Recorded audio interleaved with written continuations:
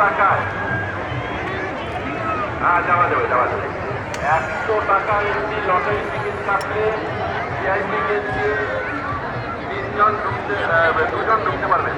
sorry, 100 টাকায় একটি